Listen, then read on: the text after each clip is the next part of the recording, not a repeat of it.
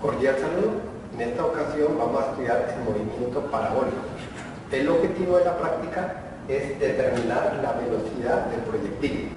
Podemos preguntarnos qué es un proyectil. En nuestro caso, un proyectil es un cuerpo que se le ha dado una velocidad inicial y su trayectoria está influenciada por la aceleración de la gravedad y por la resistencia del aire. En esta descripción de la cinemática vamos a considerar que la resistencia del aire es mínima. Los estudiantes se pueden preguntar cómo ubicamos un sistema de referencia. Por lo general, el origen del sistema de referencia cartesiano lo ubicamos al inicio del movimiento del proyectil. También podemos elegir las coordenadas del eje X positivas hacia la derecha del eje X y las coordenadas Y positivas hacia abajo del eje Y. Esto es arbitrario. El estudiante puede elegir las coordenadas negativas hacia abajo. En esta trayectoria parabólica, el proyectil tiene componentes X y componentes Y positivas en este punto de acuerdo al sistema de referencia elegido. También es importante resaltar el sentido del ángulo. Este es positivo desde el X positivo hacia el Y positivo. Para estudiar la velocidad del proyectil en cualquier punto de la trayectoria, descomponemos este vector en componentes X y componente Y. Recordemos que la componente X de la velocidad es constante, mientras que la componente Y de la velocidad varía con aceleración constante. Para describir la trayectoria de este proyectil, colocamos el origen del sistema cartesiano donde inicia el movimiento y el eje X positivo hacia la derecha y las coordenadas del eje Y positivas hacia arriba. Observemos que para describir la trayectoria parabólica de este proyectil podemos elegir las coordenadas Y positivas hacia abajo. A continuación estudiaremos el movimiento parabólico del proyectil cuando abandona la rampa. Las condiciones iniciales serán su rapidez y la dirección con que el proyectil abandona la rampa. La metodología consiste en soltar siempre el proyectil desde la misma altura. Al final de esta rampa ubicamos un papel químico para registrar el origen de nuestro sistema de referencia. Soltamos varias veces el proyectil para determinar la incertidumbre de nuestro experimento. De esta manera marcamos el origen de nuestro sistema de referencia, siendo las coordenadas iniciales del proyectil X igual a 0 y Y igual a 0. Desplazamos el papel químico 5 centímetros sobre el eje X y registramos la coordenada Y de nuestro proyectil. Realizamos varios lanzamientos para tener información de la incertidumbre. Repetimos el experimento desplazando el papel químico 10 centímetros sobre el eje X. Ahora registramos la coordenada más probable del proyectil sobre el eje Y. De esta manera continuamos nuestro procedimiento cada 5 centímetros sobre el eje X, midiendo las coordenadas del eje Y. Observemos que cuando desplazamos el papel químico en X igual a 20 se obtiene mayor incertidumbre de la coordenada Y del movimiento del proyectil.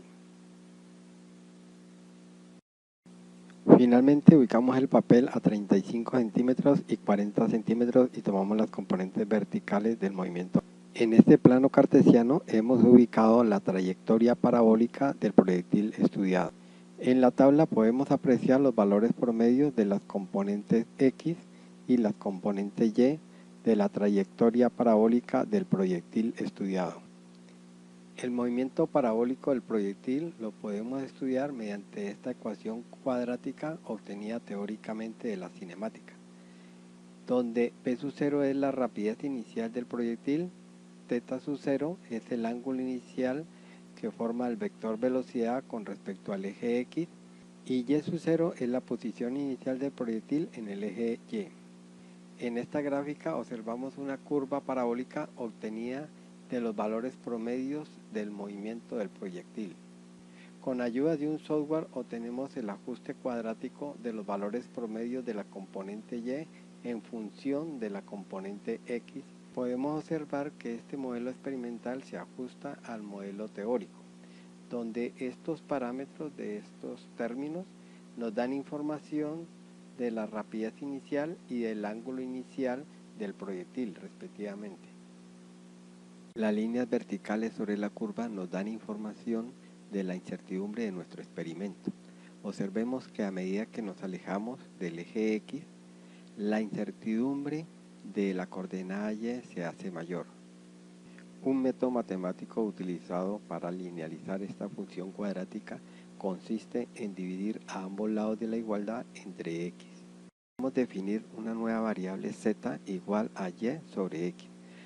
Al realizar este procedimiento vemos que Z es una función lineal de X. Los parámetros del primer término representan la pendiente de la línea recta y el término independiente representa el corte de la recta con el eje Z. Como mencionamos anteriormente, esta ecuación cuadrática se puede linealizar al dividir los valores de Y entre X. Si a los valores promedios le sumamos esta incertidumbre, podemos obtener una variable Z máxima. Por otro lado, si a los valores promedios le restamos esta incertidumbre, podemos obtener la variable Z mínima.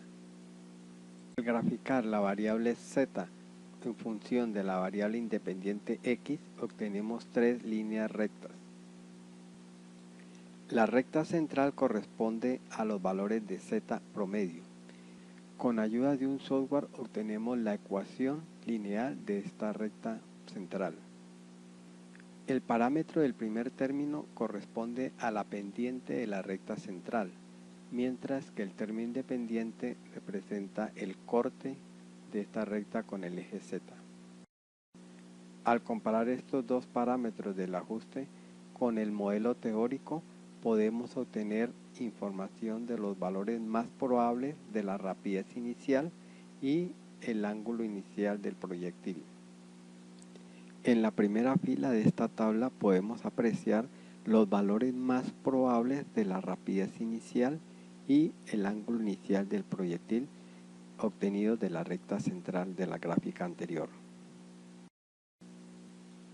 Para obtener la incertidumbre de la rapidez inicial del proyectil, graficamos los valores de Z máximo en función de X, obteniendo esta recta superior. Con ayuda de un software tenemos la ecuación lineal de Z máximo. De igual manera graficamos los valores de Z mínimo en función de X, obteniendo esta recta inferior. El ajuste de Z mínimo está dada por esta ecuación. Usando los parámetros de la ecuación de Z máximo, podemos obtener la rapidez máxima del proyectil y el ángulo máximo de la velocidad inicial del proyectil. De igual manera, usando los parámetros del ajuste de Z mínimo, podemos obtener la rapidez mínima del proyectil y el ángulo mínimo de la velocidad inicial del proyectil. La incertidumbre absoluta de una medida la podemos obtener restando el valor máximo al valor mínimo y dividiendo entre 2 esta diferencia. Para obtener la incertidumbre del valor más probable de la rapidez inicial del proyectil, restamos su valor máximo al valor mínimo y esta diferencia la dividimos entre 2, obteniendo la incertidumbre absoluta de la rapidez inicial del proyectil. Finalmente podemos reportar la rapidez inicial del proyectil con un valor de 1.61 más o menos 0.03 metros por segundo, siendo este valor el valor más probable de la velocidad del proyectil, y este es la incertidumbre absoluta de la rapidez inicial. Para conocer la calidad de nuestro experimento, calculamos el porcentaje de incertidumbre relativa de la rapidez inicial del proyectil. La incertidumbre relativa de una medida es igual al cociente de su incertidumbre absoluta sobre la medida, multiplicada por 100.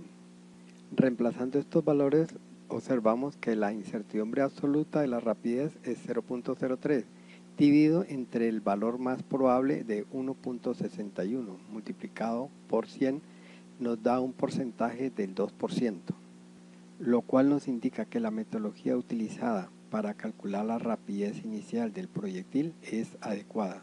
En la última columna observamos que el valor promedio del ángulo de la velocidad inicial del proyectil se encuentra en un intervalo amplio, indicando que la incertidumbre de esta medida es alta.